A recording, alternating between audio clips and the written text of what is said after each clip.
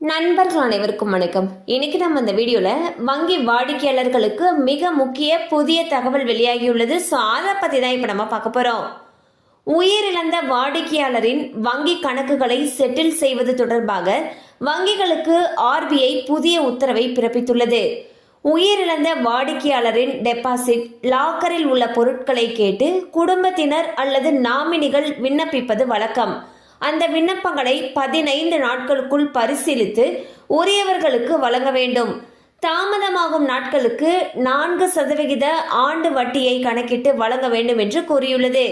So பார்த்தீங்கன்னா RBI மிக முக்கியமான அப்டேட் ஒன்று வெளியிட்டிருக்காங்க. அதில் என்ன சொல்லியிருக்காங்கன்னா, இப்போ வங்கி வாடிக்கையாளர்கள் உயிரிழக்கிறாங்க அப்படிங்கிற பட்சத்தில் அவங்க பேரில் வங்கியில் இருக்கக்கூடிய டெபாசிட் அல்லது லாக்கரில் அவங்க ஏதாவது பொருட்கள் வச்சுருந்தாங்கன்னா அதை அவங்களுடைய குடும்பத்தினர் அல்லது நாமினிகள் கிட்ட ஒப்படைக்கணும் இல்லையா?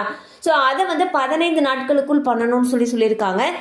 அப்படி 15 நாட்களுக்குள் பண்ணலைங்கிற பட்சத்தில் தாமதமாகும் நாட்களுக்கு 4% ஆண்டு வட்டி போட்டு கொடுக்கணும்னு சொல்லியிருக்காங்க.